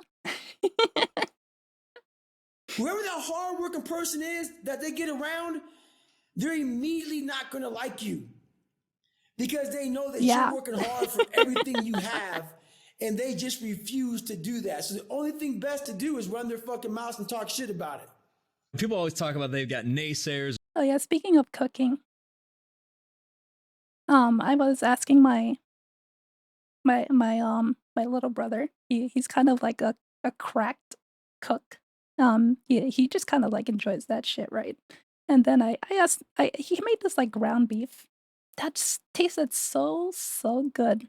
I didn't even know you could do that kind of magic with ground beef. And the thing was, he was like, "Oh yeah, I just casually make these. It's beef bolognese. You know, you just put that on like spaghetti or something." But my eyes lit up because that's like cheap food that you can just have easy protein on. And I don't have to be eating some junk anymore. I can have some like real meals. And then when I asked him, like, hey, can you tell me how to make that? He was like, yeah, here you go. I'm also gonna go make you a really big batch whenever you come over so you can have as much as you like. And I'm like, holy shit, you're gonna go that much for me? I didn't even mention that I needed like that kind of protein for how hard I'm working out because I haven't like revealed it or anything that I was going that crazy. Yeah, it was so sweet and heartwarming. Top tier food, save on the money, get the nutrients. Especially since unfortunately I have not been very good at eating consistently, especially for how hard we've been working out here. And critics and haters and so But that's on. gonna But look, change. you can look at any of the videos you post online, just look in the comments, they're all there. And you talk about a strategy that you've used to actually turn this into energy, the haters mixtape. What is the haters mixtape? So basically, when I was younger, things used to bother me. Hate bothers everybody. People want to say it doesn't bother them, but it does. When someone wants to get on there and talk about you in a way that's not truthful, or just talk shit about you in whatever way, they want to. I started realizing, so I'm always about studying the mind. But most of my studying, it comes on studying my own mind, but studying other people's minds. So for the longest time, I was like, man, why are people talking so much shit? But once I started studying the mind of the weak, you'll never hear me talking about somebody else. You'll never hear a successful person talking negatively. They may give criticism, but it's criticism to help you get better. They'll never just go on and start, oh, this motherfucker, man, because we ain't got time for that shit. It's wild to me that there are even people who can even try to say some shit about Goggins. I don't understand that. He's got everything that, in terms of the conventional measure of success, he's got everything. I don't know why they even conceive that there's even anything to say about this dude.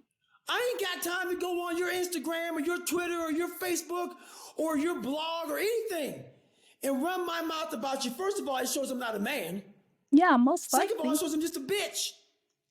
So I started studying these motherfucking weak people these trolls, these shit talkers, these haters. I'm like, man, you're exactly where I was years ago. So the more I studied and the more I realized, man, the problem's not me. And this isn't the after school special, man. I'm not here to make you feel better. It's just the truth. You'll never meet a hater doing better than you, my friend. And that is the truth. So what I do is I take all of that shit and I get all the hate. I get my phone and I talk into it. What everybody said about me, I'll talk into it. So then I started having fun with it. I started putting beats to it, different tracks to it, Eminem soundtracks, whatever. Started putting it on a loop. And next, before I know it, man, I'm like, damn, this shit's kind of fucking badass. Who the fuck gets their haters' content that are talking about yourself? And I listen to it. And before I know it, it becomes the ultimate fuel. Even though I'm not listening to their shit that way, it just gives me a spark on those days when I'm like, I want these motherfuckers to hate me even more. The haters follow you like a motherfucker. They know more about you than your mama knows about you. They get all your books. They get all your podcasts. They get all your social media. They know where you live. They know where you sleep. They know everything about you. Me knowing that, I'm going to let you know about this too, my friend. I'm going to give you some more fuel to hate on me, man, for you to not like yourself even more. So that's where all that comes from. Get it, Kate? Well, David, I'm curious. So with the first book, Can't Hurt Me, immediately goes to the top of the charts, New York Times bestseller. Around the time I think Michelle Obama's book came out. And then I don't know if you meant to do this again, but you fast forward a few years later, Michelle Obama comes out with a second book right around the time Never Finished releases, and boom, once again at the top of the charts. How did life change for you between the first book and the second book, just from the standpoint that David Goggins becomes a household name financially, you're taken care of. You kind of look at things in terms of where's the motivation coming from then? And I probably used the wrong word because it's probably discipline, but where's the desire and that fire coming from after, you've achieved all this success? Like I said in the beginning, a lot of people think that I'm just some fucking warrior, some guy that does push-ups and sit-ups and runs. They got it so wrong. They got it so wrong, man. Like most of my true ability comes from. Brother's got all the debuffs. He already admitted it himself. He's been illiterate for a lot of the time. Lied about his own studies. Has a learning disability, but still managed to make himself write a fucking book. From the discipline of mind. And that's where my motivation was, is that most people put me in a category. They didn't know the side of me that can write deep, thoughtful books and give people things that can make you cry, make you happy, make you sad. I can bring you through an emotion. I can give you 10 years of life within 3 pages. For me, I grew up and I thought I was real stupid. I thought I was dumb. You know, I thought I couldn't read and write, all these different things, man. So the motivation for me now is that while I do run a lot and I do a lot of working out, that's where I go to school. That's my school, man. That's where I learn. That's where the deepness of my thought comes from. That's where the philosophical side of me comes from. That's where all my parables come from. I speak in like Bible terms a lot of times, and people don't understand, man, how deep I am. So when I go up against a Michelle Obama, and I'm a self-published guy, you know, they spent over $1 million trying to get Michelle Obama's book out there. Even though I didn't choose to come out with Michelle Obama both times, it was by chance. It was the energy of the world. I come out with one of the biggest people of all time. All right, motherfucker, let's go. You're a smart, brilliant woman. This ain't got nothing to do with fucking running, swimming, push-ups, sit-ups. It's the intellectual side that motherfuckers thought I didn't have, that I do have. That was the motivation. I'm going to go up against the best of the best in book writing. And I'm going to be better than you. That was the motivation. The creative mind through the suffering, through the life that I thought was horrible, but it was the ultimate training ground. The lessons I learned didn't come from Stanford or Yale or Princeton. They came from the hard knocks of life. I got a diploma in hard knocks, man. And so now I'm writing from the fucking calloused mind. I'm not writing from the Yale and Princetons and Harvards and being with all these political groups and shit. I'm writing from real world, deep, savage, deep in shit. And the beauty of that, when I go up against these savage, great minds, these great people who are smart and the whole world knows them, and just a fraction of people know me. But every day, Jennifer wakes up, I'm looking right at them. My book's right by them. I put no money into marketing, put no money into shit. It's just grit, hard work, and the Sergeant Jack disciple of discipline shit that got me there. So all these motherfuckers who think they may be stupid, who think they may not be able to get it done, I got something to tell you. You can compete with the top minds in the world if you're willing to armor and callous your fucking mind and outwork them motherfuckers and dig deep. When most people see 4 walls, I see a massive empty space that deserves all kind of creativity to make it look beautiful. I love it. I love it. And David, you talk about the importance of having the right people in the foxhole with you. This is why I genuinely think that for everybody that is able-bodied, even then, that's basically such a small percentage. Almost everybody here, I can guarantee it, like nearly all of us in this chat can start with working our health to a more ideal degree. And it had its own effects even outside of doing things physically. It's known to do that. It's a good base to be working off of. How do you know who the right people are? You know what? That was something that took me a lot of years to figure out. You know you're the right people in your foxhole when you're waking up at 3 o'clock in the morning, you're going to bed at midnight, and you're waking up at 3 and no one says, is this smart to do? You need some time off. You need to take a break. Okay, this shit right here. This mentality is a fucking plague that I've noticed a lot in VTubing or content creation in general. Go take a break. Go take it easy. Motherfucker, you haven't even reached the limit of what you're capable of how much harder you can push yourself to do more. And these weak motherfuckers who haven't spent 5 minutes walking outside in the last 20 years of their fucking life are telling you to go take it easy. That you should go have a rest. Not to go push yourself. Why is that the pervading thing? Oh my god.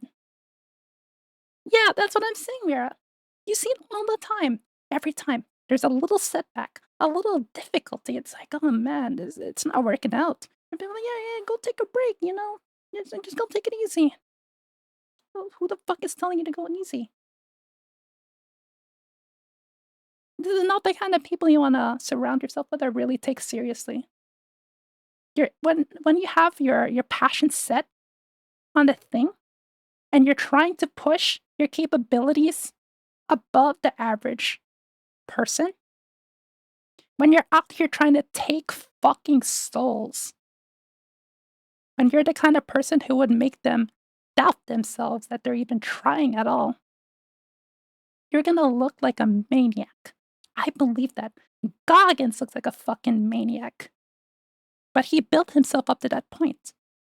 And people are quitting before they even realize how much they can really handle. Motherfuckers out here and being the arbiters of everyone's well-being, thinking that you do know what you're capable. Yeah, exactly. They don't know what the fuck is going on in your mind, but they're saying some sweet little lies. You don't even know if these guys are trying to keep you at their level. I don't trust that shit. Exactly, Huey.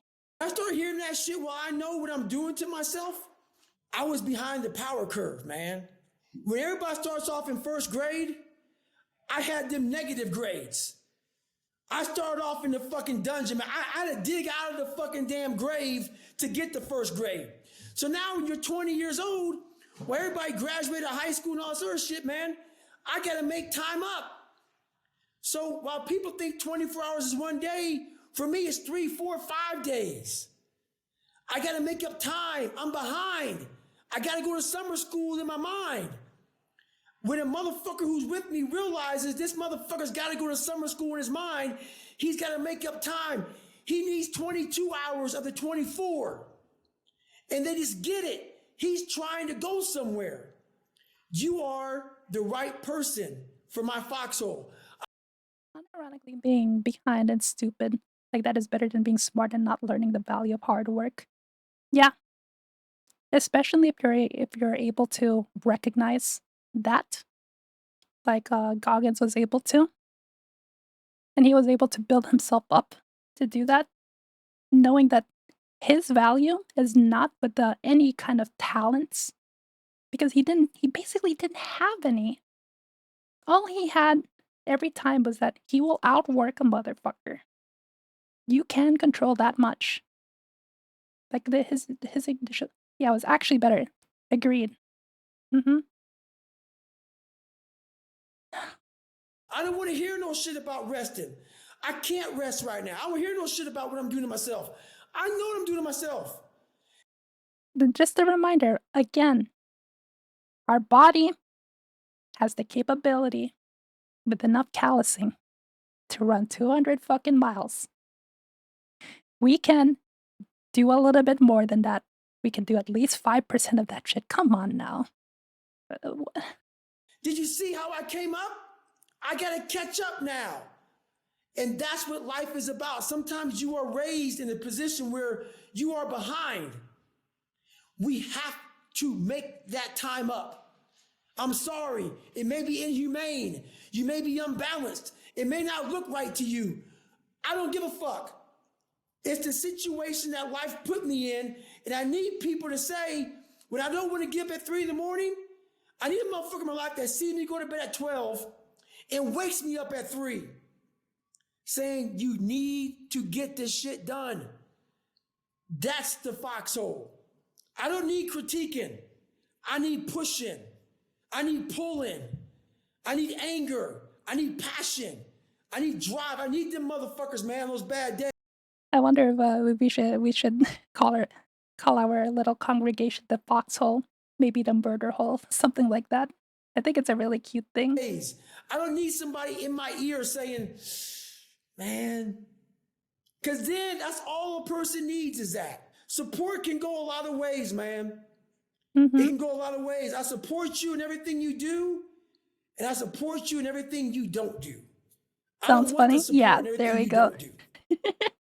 He'll just be like, murder hole? Accomplice? What does that even mean? I need to support always the things that you do. And as you say in the book, you don't need to be blowing noses and wiping buttholes when you're in a firefight. No, sir. No, sir. Here's your weapon. Here's your ammo. And that's your corner and that's your sector. Have fun. For everything you've described, I mean, you have the kind of life that it's almost like fiction would have even been stranger. You talk about that you're not like Will Smith in The Pursuit of Happiness, in the sense that when you hit a high point in your life, there's always something around the corner, right? That's potentially going to strip you down of everything and put you back to zero. Has that always been the case? Always, man. Whenever I'm that one person, man, who's like, has the flag in hand, climbing Mount Everest. And I am almost getting ready to stick that flag in hand and the avalanche comes. Every time, man. And it sucks. But you have to know why you're here on earth, whether it's the truth or not. And through a lot of years of living, I honestly believed I was put here to show people how to get through the dark times. What mindset it takes to get through the dark times. When you've almost reached the pinnacle, but you never will.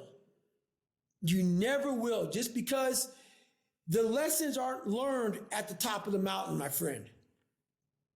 The lessons are learned in the middle, at the beginning, never at the very top. So that's why I became so knowledgeable, man, because I never made it to the top of the mountain. And every time I almost did, I had to climb back up. And every time I climbed back up, the lessons became more crystallized. Everything became a lot more clear to me. And then some of the things I missed on the first climb, I got on the second climb. But it doesn't mean because you're climbing the same mountain over and over again that you're not super fucking successful. Mm-hmm. It doesn't mean that at all. I'm super fucking successful. But the success came from climbing the mountain over and over and over again. It makes me doubt the whole, like, we have like the light, but all Goggins has been stressing is trying to find your way around the darkness the entire time, with no expectation of ever seeing the light. We need to have the opposite emote now. Whenever and now it comes I know out. the fastest route up that motherfucker. I know all the fucking dangers. I know all the fucking trip holes. I know all the fucked up wiring and ropes and fucking anchor points. I know them all. So that mountain that I climb every day isn't as hard as it was when I was 24, 25, 26. I'm much more knowledgeable, but I still gain a lot more knowledge from it. So now I hike up it versus climb up it now. Whenever you said emo, and I know throughout the book you talk about that there's no transformation without a breakdown. Faced with probably a million times where you could give up and quit, nobody's looking, nobody would know, you don't do it. But it won't you be also describe that it's not always the wrong move to quit. In what instances would you say it would make sense for someone when they're considering giving up or retreating in some way to actually do that? I always have a sheet in my head, a piece of paper of all of the things I have to do in life. And I break that down into everything I can do in this situation. It's a list of exhausting all options in that one situation. You have to go through every fucking scenario. You have to have tried everything to succeed. And then beyond that, think about how you can link up these two things on the list, because maybe these two things together will help me succeed. So once you go through the whole list, then you got to start pairing the things up within the list. And once you know in your heart, with like quitting, and this is called the accountability, way beyond some accountability mirror. The sun is my enemy. That I've literally tried and exhausted. Looks like it's about to be for us as well. Every single option. You no longer look towards the light. To yourself, maybe this is not for me. But nobody does that. So you, with this question, the answer is almost never. Because no one has the patience to sit in the muck, in the filth of life for years. It takes me years to do shit. Not like months. It takes me years. So people don't have. And then you see the motherfuckers graduating like every couple months, every couple weeks. You can't even make this shit up. People don't have the patience to try. Not that kind of patience, man. They just don't. So they never get to where they really want to go. They want it now, and now's not the answer. And it's interesting. We had Tim Grover on the podcast, and he talks about the pain of discipline versus the pain of regret. From your perspective, any regrets looking back? You know what? I have a lot of regrets. Most of my regret comes from when I was younger and I didn't have, I call it self. I didn't have self. And that means self-esteem, self-awareness, self-belief, self-motivation, self-discipline. So when you don't have that, you attract the people in your life that you're most like. And I was most like a loser. So I attracted a lot of fucking losers. And when you are in that mode of life and you're not around people getting up at 3, 4 o'clock in the morning grinding, saying, come on, motherfucker, let's go. I'm not talking about the gym. I'm talking about when it comes to making money, when it comes to fucking anything. These people who are fucking just out of their mind obsessed. I didn't have that. I had people. And that's why, at least my goal with starting this whole change in like vibe and attitude is that we can start cultivating our own community to have more of these crazy motherfuckers who are trying to get shit done. You know what I mean? There are too many spaces where people just stay in complacency, use the time that they're spending together as another escape. You see that enough. There are enough of these motherfuckers who are just enabling each other to not confront the things that are really in front of them. Following self-pity endlessly. Obviously, everybody fucking knows that life sucks. Sometimes you just want to not deal with shit. But even I've been starting to believe that that's even more reason to tackle that shit head on. The fact that somebody's mind is telling them to not look at the problem anymore, to stop, to sit there. It seems more fucked up the more I think about it.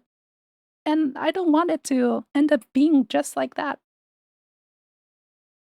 People who are not waking up till 3, 4 o'clock in the afternoon. I usually just focus on myself and do my own thing while there are people silencing, hating on others for no reason. Yeah, exactly. And as I've been trying to think more about, bigger things in terms of what are we looking forwards to? What are we trying to build ourselves up to?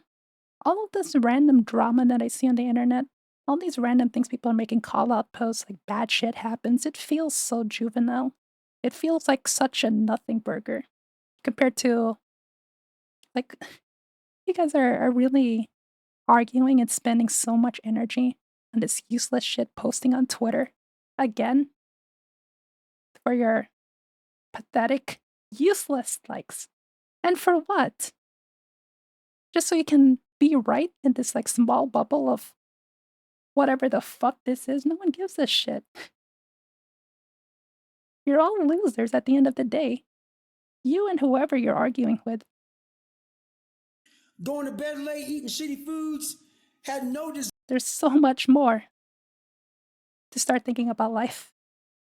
desires, had no goals, had nothing. And I sat there for too many years. And I got involved. Yeah, some things deserve to be called out. Of course. I'm talking about the people who make it their entire thing. Like, that's their entire fucking,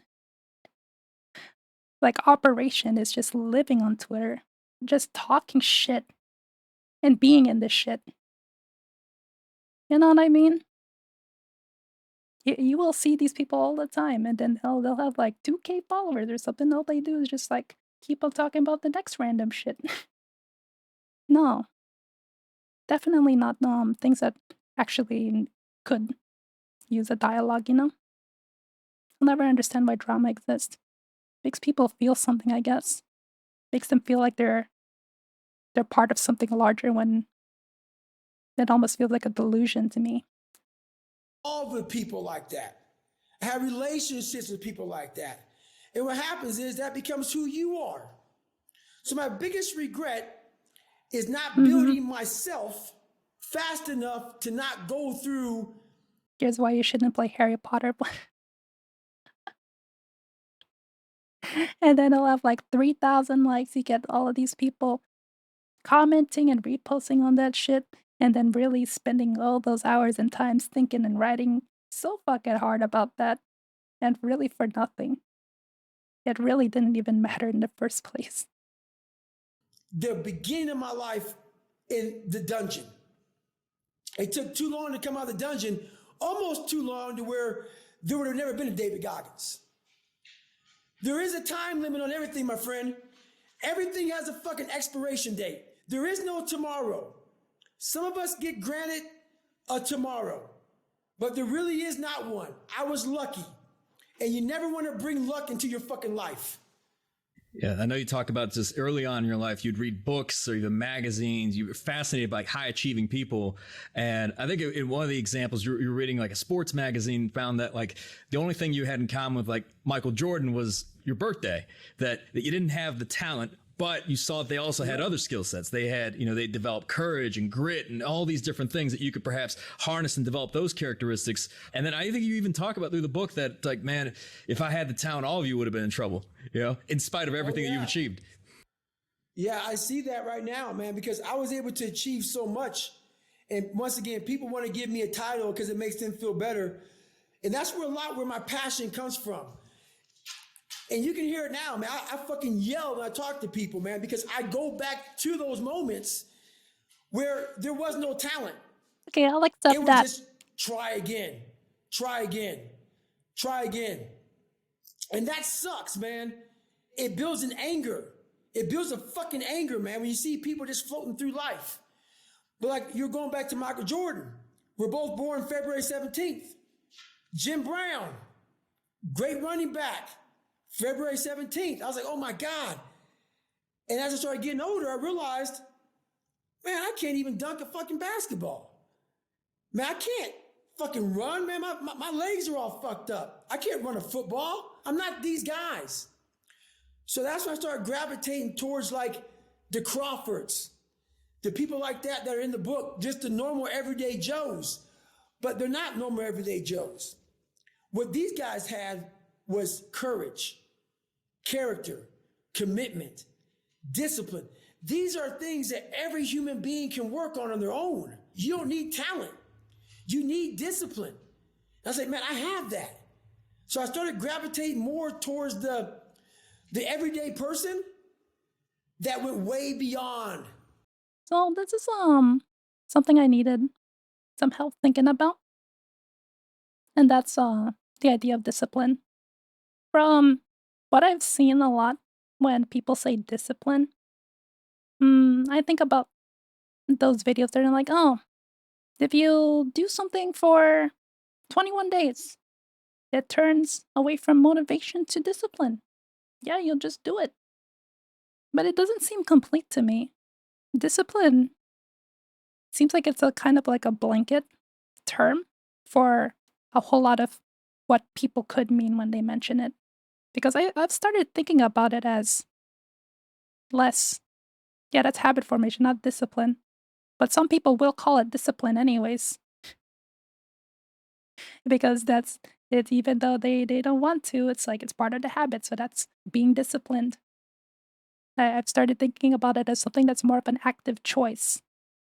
Having the kind of grit to be able to overcome those things. Yeah. Perseverance against adversity. I agree with that a lot more. They went to that blue to black line I talk about in the book. That blue to black line where you reach greatness. And I started realizing that's what I can do. I can outwork a motherfucker. I can outwork everybody. That's what it takes. I can't dunk. But over here, everything that I want is over here in this fucking pile of shit. Hard work, dedication, sacrifice. I can do that. I can do that all fucking day long. I can get up at 3 o'clock in the morning. I can outwork you. That's where I found greatness over there. And Dave, I'm curious, what's the thought process like for you right now? If you were to take someone inside of your psyche at 3:00 in the morning, it's freezing rain out. I mean, the David Goggins today, do you ever wake up and you want to do that? Or is just like the desire, is that not even in the picture? No, it is. Like right now, it becomes harder every day. The more you get paid nicely, the more you buy nicer things, the more you go from sleeping on fucked up cots to sleeping on fucking, mattresses that are formed to your shape of your body and heat temperatured and silk sheets and all this shit, man. Man, it's hard to get out of bed with some silk sheets, brother. And that fucks people up. That's why I ain't got silk sheets. And this is the thing about it. I started going through a time in my life where I started becoming more successful. With more success, it became harder for me to be Goggins. So what I started doing was I went back to the old school. Like I said, nothing is learned at the top of a mountain. I had to go back to where David Goggins was fat in his mind. And I said, how did you get to where you are? I became feelingless. And what that means is I'm not saying turn off your feelings towards your family, your wife, your husband. I'm not saying that. Turn your feelings off when it comes down to you wanting to be better. What that means is when that alarm clock goes off, your feelings got to go away. It's raining outside, it's cold outside, when you don't want to put those long hours in at work, that's what I'm talking about. Your feelings must go away. When you know everybody's gone home to their families, but you want to be the top salesperson in the world, or you want to be the fucking best lawyer in the world, whatever the fuck it is, when everybody leaves to go home and there's only one light on in a building, a 15-story building, and only one office, every office is fucking dark. There's one office with one light on, and as those motherfuckers go from the club, they look up every day, 2:00 in the morning, they see that, and that fucking light's always on. That's the motherfucker right there you gotta be. You can't have feelings about when everybody leaves. Oh man, I wish I was going home to my fucking beautiful family. That is true. But you gotta learn to shut your feelings off if you want to achieve greatness. And greatness is only achieved when your feelings about that kind of shit, and let me say that kind of shit, so for those soft people who may be listening to this, don't put words in my mouth. I'm not talking about your fucking family and all that shit. I'm talking about the grind, the fucking grind. Your feelings have to go away. And when you reflect, because I imagine like somebody listening to this, let's just address the skeptic, and they're saying, oh, I don't know if I agree with Goggins. I think that's a little bit intense. That's a little too much.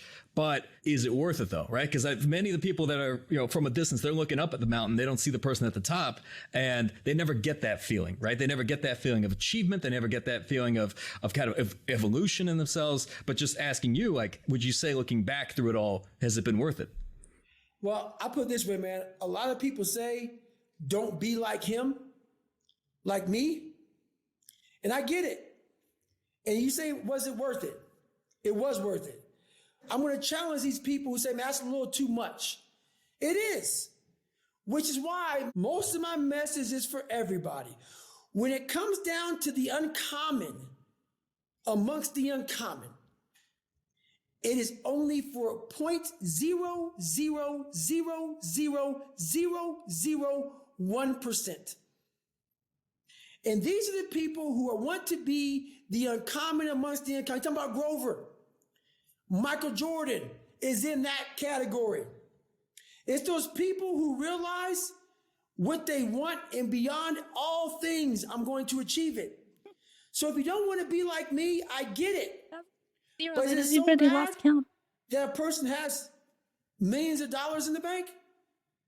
Is it so bad that a person has 2 of the top books in the world, top of the list of all time? Is it bad that a person has broke all kind of records? Is it bad that a person's been the Navy SEAL, Army Ranger, gone to Delta Force training, gone to Air Force, smoke jumper? You can even start with this too. If you wanna start succeeding, become uncommon, just consider how many people in America, how many adults can't even run a mile. If you can do that, you're already at least the top 20% of everyone else. You can be that guy already. It's not that hard. Starting from there is pretty good. Not even rare or epic. Exactly. You're just uncommon. He's not even asking you to be legendary like him. Probably legendary. I don't know. Can he even walk around the ball easily? Yeah. I was like, I was driving home from work and I went on I stopped at a cross light and I see a guy. You know how there's like a timer telling you how much more you have to, how much time you have before the cars start going? So the guy was like already like most of the way there and he starts like slow jogging to make it to the other side. And I saw that guy going, I was like, man, yeah, that was me too. Man, just that much. You're already trying to catch your breath. That's crazy. Fuck. Is that bad?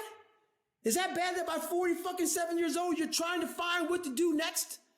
Is that so bad? Because you've done everything in the world? Because And he didn't even look like he was like that bad. He just looked like average too. the second you thought about it, you did it? If that's bad, I don't want to see what good is. So why it's bad to most people? Because it looks exhausting and it is exhausting.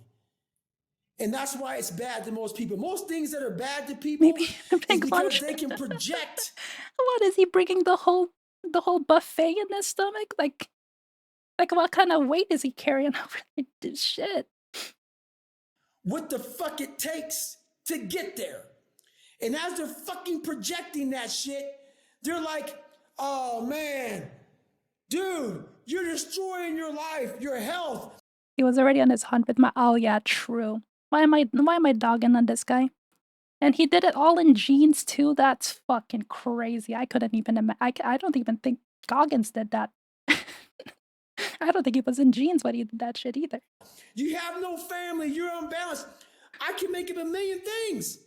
But what the real thing is, you projected what the fuck that shit looks like, and it looks like fucking hell.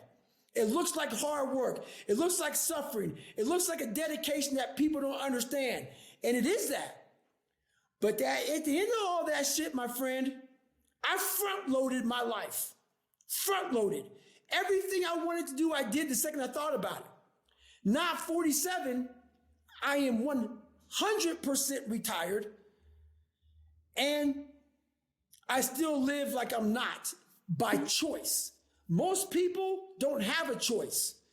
I worked my ass off, and now I have choices.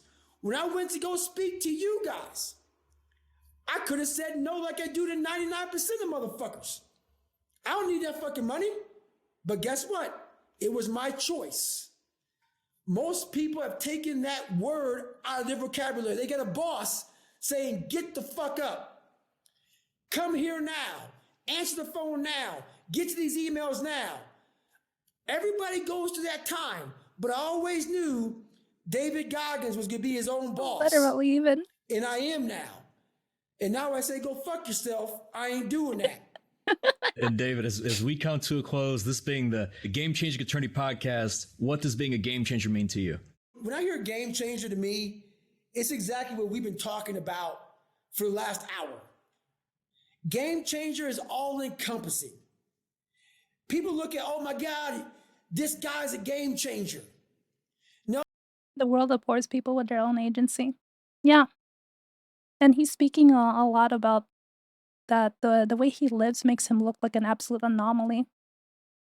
You know, completely outside of the norm and what people usually would expect out of a person. So he just looks weird, and no wonder why people talk shit, because they don't really understand what he's coming with. Yeah, nah. No, game changer is a very, very big topic. It has a lot of things shoved into that. You don't just show up and you're a game changer. You don't show up to game changing, man. It's something that you have to harness. something that you want to be. You have to be that person that has developed a game changer mindset. A person that wants to be the uncommon amongst the uncommon. You are not a game changer. If what I say right now offends you, scares you, makes you like, oh man, I don't know if that's for me. You're not a game. He seems pretty normal to me. Am I weird? Mm, I think some people might think so. I think he's pretty normal. Pretty normal dude who's achieved a lot. He feels very human to me because I got to know his context and his backstory. So he doesn't seem like he's someone who's completely out of reach either, despite the heights that he's gone up to. Yeah. Game changer. A game changer is a motherfucker that says, I've been training my entire life to take the big shot. I'm not talking about fucking a basketball shot, man. I'm talking about a person that knows their value and knows that when they come to the table, it's the best in the fucking world. That's why now my price is so high at everything I do. And everything I do, everything is high. Because I am a game changer. Yeah. They only see fucking Goggins, you know? David fell into that porta potty one day. He got shanked and is drowning in that shit to this day. They don't know about that guy. Not being arrogant. A game changer has built that belief through hard work. They know who they are. And they bring the difference to the table. Game changes everything, man, but there's very few people who have that ability to do that. No, a lot of people can do it, Nice. but very few What's the big shot you're gonna take? people want to put in the discipline, the hard work, and the dedication to become a game changer. Yeah, there you go.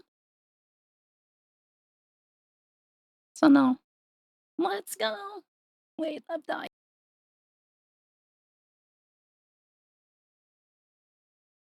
Oh no. Our current limits at the end of the day are from the standards of people, the average person, telling you what the limit is. We're all capable of so much more than that. We don't even know it half the time. Now let's go find somebody to raid. But what should we call it?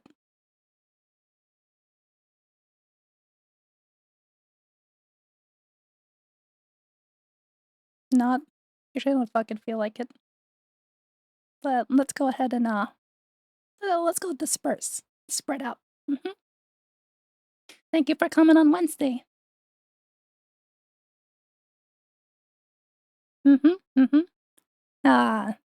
We already know that there's gonna be like nobody talking about David Goggins. There's no fucking way.